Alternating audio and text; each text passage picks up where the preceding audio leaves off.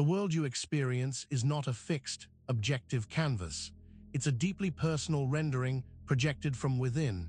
Every sight, every sound, every fleeting thought you encounter isn't just happening to you, it's happening through you. This isn't a philosophical musing. It's the inescapable architecture of your perception. You believe your memories are accurate recordings, pristine captures of past events. But this foundational belief is one of the most powerful illusions your own mind maintains. What you recall, what you perceive as your past, is not a static truth.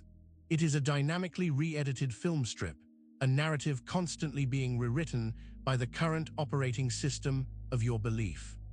Your very notion of reality is built on this shifting sand.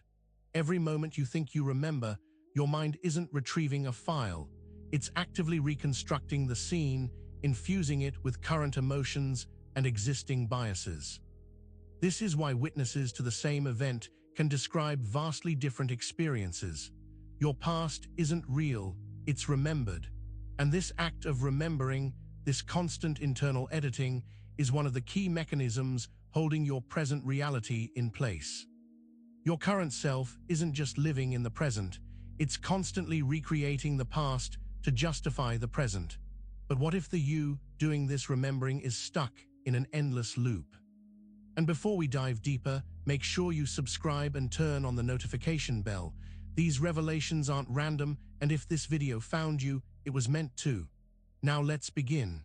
You've felt it, haven't you? That recurring pattern, that familiar whisper of self-doubt, the same type of conflict appearing again and again, just with different faces. This isn't a coincidence. It's a deeply ingrained identity loop. Your dominant self-concept, the you believe yourself to be, acts like a projector. It continually casts the same narrative onto the screen of your reality.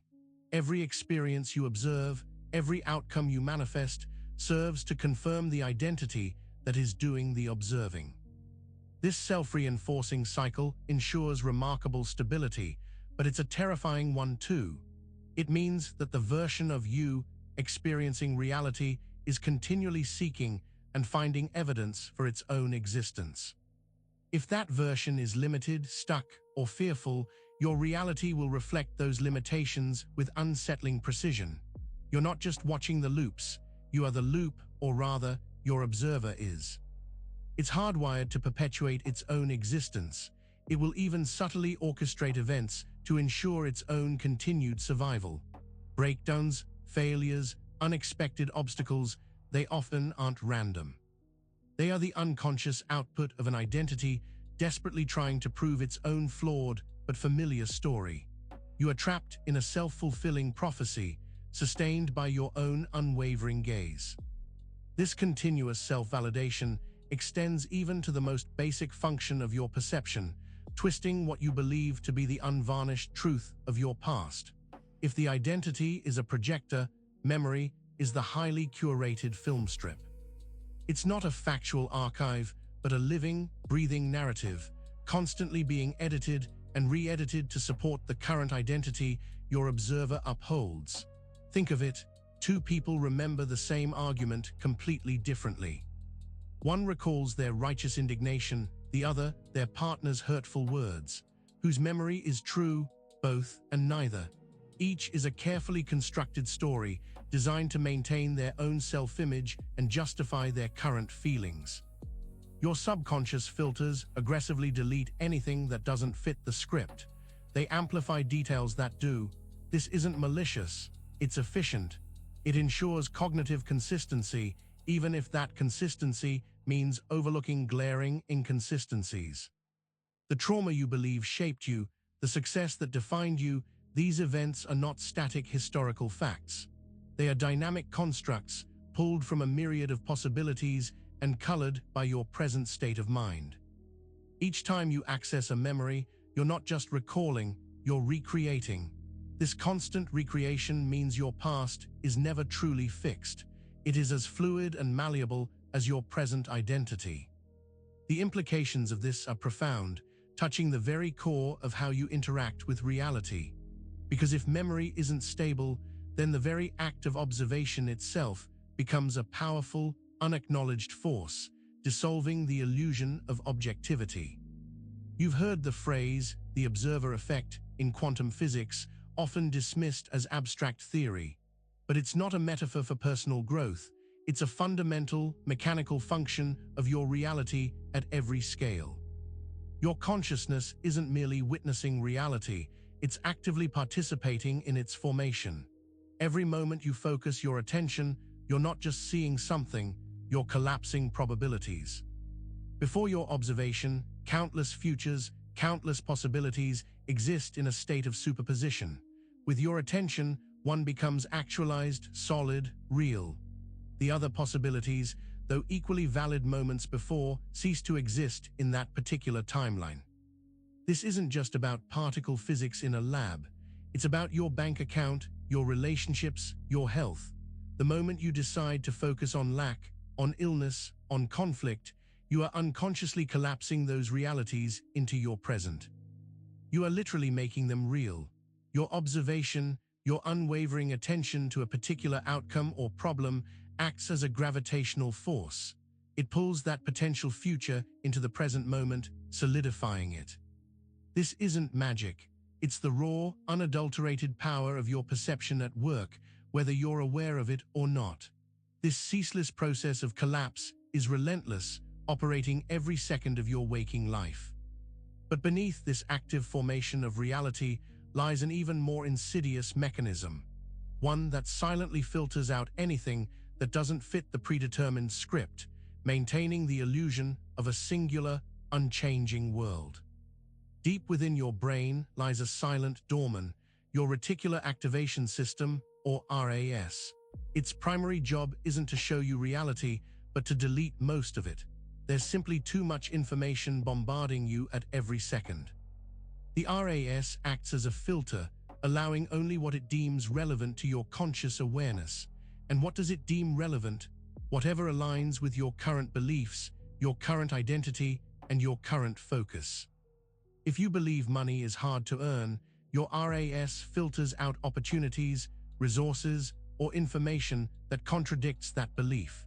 It will show you all the evidence for scarcity while silently erasing the abundance. This isn't intentional sabotage, it's a deeply ingrained survival mechanism. It creates a coherent, manageable narrative, preventing sensory overload. But in doing so, it locks you into your existing perception, making genuine shifts incredibly difficult. You literally cannot see alternatives if your RAS has deemed them irrelevant. It means the truth isn't just hidden, it's actively erased from your perception before it even reaches your conscious mind. What you perceive as new information or a fresh perspective is often just your RAS recalibrating slightly. This filter is constantly at work, guiding your eyes and ears to confirm what you already believe. It creates a confined, self-sealing echo chamber of perception where your attention acts as the ultimate architect of its walls. Your attention isn't just a spotlight, it's a building tool. Every second where your attention rests, you're building out a specific reality.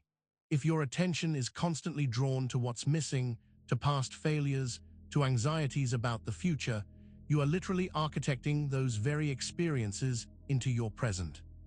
The loop you feel trapped in is not an external condition. It's the blueprint your attention has been following. Think of it as a feedback mechanism. Your attention feeds information into your perception, which then reinforces where your attention goes next. It's a closed system, incredibly robust and alarmingly self-sustaining. Where your attention goes, energy flows, and reality coalesces. This isn't a vague spiritual idea, it's a quantum mechanical principle operating throughout your day. Every time you consciously or unconsciously direct your gaze, you are contributing to the structure of your perceived reality. This means to break the loop, you don't need to change reality. You need to change the architecture of your attention. You need to consciously redraw the blueprint. This often feels counterintuitive because the old blueprint holds a powerful, almost hypnotic sway over your natural focus. It requires a deliberate, almost jarring interruption to expose the cracks. You've lived under the spell of these loops for so long They feel like the natural order, but you can start to reveal the mechanics. This isn't about grand shifts yet, but about tiny, deliberate interruptions. Choose one small, recurring pattern in your day. Maybe it's hitting the snooze button, or reaching for your phone first thing, or a particular negative thought that always arises during a routine task. This isn't about judgment, it's about observation. For one day, just once, consciously interrupt that pattern. When the alarm rings, instead of hitting snooze, stand up immediately. When you reach for your phone, pause for 10 seconds, then slowly pick it up. When the negative thought appears, instead of following it, simply acknowledge it without engagement. Then, immediately after the interruption, observe. How does your body feel? What subtle shift in your environment do you notice? What new thought emerges that wasn't there before? This isn't about changing the outcome yet. It's about seeing the gap, the tiny fracture, created by your conscious choice. This small act of interruption is enough to momentarily confuse the old observer.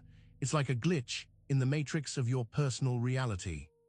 And these glitches are precisely what we need to illuminate the vast, hidden machinery of perception, revealing why trying harder in the old way only tightens the chains. You've been told to try harder, to push through, to force it into existence. But what if this very impulse, this intense effort, is precisely what locks you deeper into the old loops? When you try harder from the perspective of an old identity, you are merely overcompensating within the confines of the existing script. Imagine an actor deeply typecast. If they try harder to portray a new, complex character while still embodying the old role, their efforts only make the old role more pronounced. They're still playing the villain, just with more intensity. Your fierce effort to manifest from a place of chronic lack, for example, only solidifies the reality of that lack. This isn't about complacency, it's about recognition. If your approach is rooted in the you that created the problem, your solutions will inevitably carry the imprint of that problem. Your desperate striving reinforces the very conditions you're trying to escape, because the observer remains unchanged. The energy you put into trying often carries the subtle frequencies of doubt, fear, or proving something. These frequencies are then reflected back to you by the universe, not as new results, but as intensified versions of the old struggle. The universe doesn't hear your words, it feels your underlying vibration. This cycle reveals itself in recurring symbols and patterns that, once recognized, become direct messages from your collapsing reality. The universe isn't silent. It communicates through patterns, synchronicities, and recurring symbols. You've seen them, felt them, these moments of déjà vu, the uncanny repetitions, the sudden clarity surrounding a specific image or phrase. These aren't random, they are cracks. These symbolic cracks are the universe's way of revealing the code of your reality, showing you where the loops are most rigid. A recurring number sequence, a phrase you hear repeatedly, a specific animal appearing in unusual places, these are echoes. They are bits of information attempting to break through your conscious filters. They are signals that your reality is not as solid as it seems, that there are deeper currents at play. These symbols often carry specific meaning, tailored to your individual subconscious, acting as mirrors reflecting precisely what your observer needs to confront. When you notice these patterns, don't dismiss them as coincidence. Interrogate them. What feelings do they evoke? What thoughts do they trigger? They are hinting at the underlying structure of your observer, nudging you towards a shift. Ignoring them allows the old patterns to deepen, creating a silent, hidden cost you pay for every unobserved moment. There's a tax you pay, an unseen energetic drain, for every moment you aren't acutely aware of yourself as the observer. This hidden cost manifests as fatigue, unexplainable anxiety, and a feeling of perpetual stuckness. It's the toll of running on autopilot, of allowing unconscious programming to dictate your reality. When you're not observing yourself, you're essentially letting your subconscious take the wheel without a map. It defaults to the most familiar routes, the ruts worn deep by years of habitual thought and emotional patterns. This unexamined observation blindly collapses the same probabilities, reproducing the same outcomes day after day. The cost is not just missed opportunities, it's a gradual erosion of your creative power, your feeling of agency. You begin to believe reality is happening to you rather than through you. You lose touch with your inherent ability to shape your world. This detachment from your own observing presence is the ultimate comfort zone for the old identity. It prefers you to remain blissfully unaware of your true power, for awareness brings the potential for radical change. And when that change is initiated, there's always a lag, a ghost of the old reality. You make a conscious decision to shift. You feel a change within, but then the old patterns, the old circumstances seem to persist around you. This isn't a sign of failure. It's a universal principle, reality lag. Your reality isn't a live feed. It's more like a broadcast with a slight delay. Even after you've fundamentally altered your internal frequency, your mental blueprint, the external world continues to render the last known signal. Its physical manifestation catching up to consciousness. This lag is critical. It's where many lose faith, believing their efforts were in vain. They see the old feed playing and conclude nothing has changed. But the shift has already occurred at a deeper level. The physical world is simply reflecting the echo of your previous self.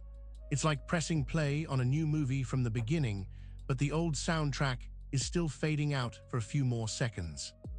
The new visual is coming, but there's a brief, dissonant overlap. This is the universe clearing its cache, slowly releasing the old data. This period of lag requires unwavering conviction, knowing that the new reality is already initiated, even if the old one is still visually present. It leads to the final, most profound question: what happens to this old self when you cease to embody it entirely? If reality is an intricate projection and you are the projector, what happens to the specific character you've been playing, the old identity, the limiting beliefs, the recurring struggles, when you deliberately step out of that role completely? When no one shows up to play the part, the character simply ceases to exist. It deactualizes, dissolving back into the field of infinite possibilities. The feedback loops it relied on for its existence, your conscious and unconscious attention, are severed. The energy supply is cut off.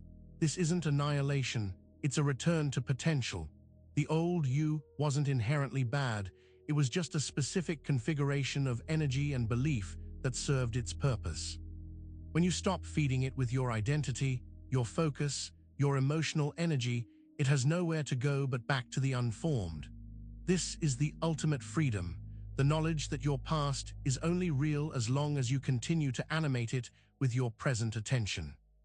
You are not bound by who you were, only by who you continue to observe yourself becoming. You didn't find this video, it found the you that is finally ready to let go of the old script. You didn't stumble upon this video by chance. There are no accidents in the quantum field of your personal reality. The very fact that these words are resonating within you, that they're sparking a recognition, means that a part of your observer was already seeking this convergence. Your consciousness, at some level, was already experiencing cracks in its long-held narratives. The repeating patterns, the echoes of déjà vu, the quiet whispers of intuition, these were signals your deeper self was sending, preparing you for this very moment of revelation. This video is not an external piece of information you consumed. It's a mirror. It's reflecting back the questions, the suspicions, the nascent awareness that your observer was already grappling with. It found the part of you that is tired of playing the same role, tired of living the same loops. It found the you that is ready to acknowledge its own power to shape, collapse, and project reality. This isn't just information. It's an invitation from your higher self, pulling you towards a new understanding of what is truly possible. Make sure to subscribe for more videos and hit that notification bell so you never miss a new video. We'll see you in the next one.